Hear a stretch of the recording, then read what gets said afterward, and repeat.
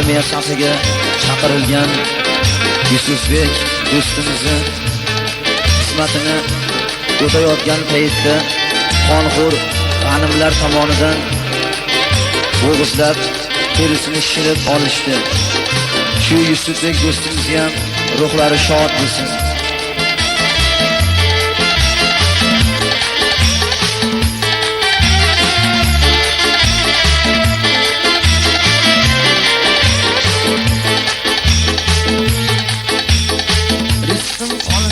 deb tishlagan nonni qoldi Yusufbek. Qaysi nomard odam xurlar joning oldi Yusufbek. Qotil nomli og'amlarga qoning qoldi Yusufbek. Johillarga o'lim tilab opang qoldi Yusufbek.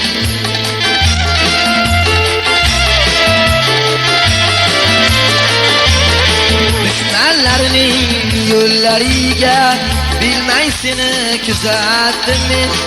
Qonxo'r jallod qo'llariga o'z qo'limla uzatdim men. O'z qo'limla uzatdim men.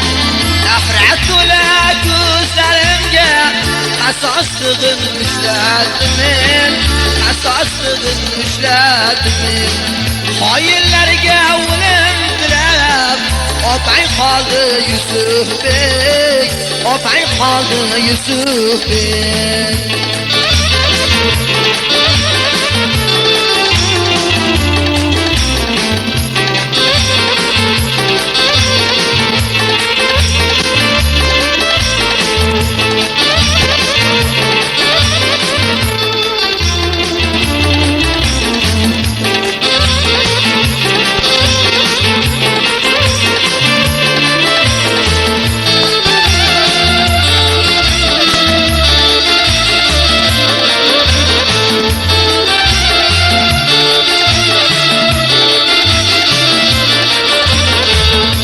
Kaginam Yusufbegim shirin shakar so'zi qoldi opajoning yuragida kulgan nurli yuzi qoldi. To hayotman xotiramda mehr to'la ko'zing qoldi. Qotillarga o'lim tilab opang qoldi Yusufbek.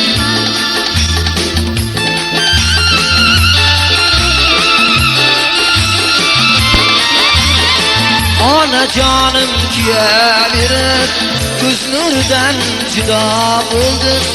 Sengillaring qismatingdan yana ado bo'ldi. Yana ado bo'ldi. Qotillarni mahv etgin deb Xudoyimga nido bo'ldi. Xudoyimga nido bo'ldi. Hokimlarga o'lim tilab opang qoldi Yusufbek. Opang qoldi Yusufbek.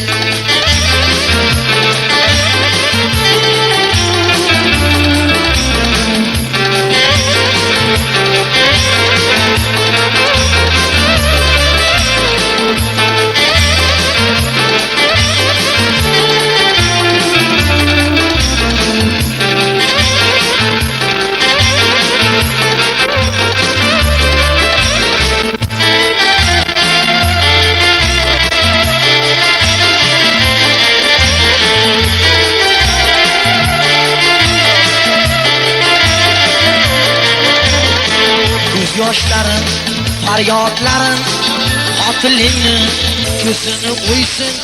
Qog'onlarim, nolalarim qilich bo'lib bo'ynin o'ssin. O'tli ohu basorlarim shoh bo'lib terisini shilsin. Manqurlarga o'lim tilab opang qoldi Yusufbek. Opang qoldi Yusufbek.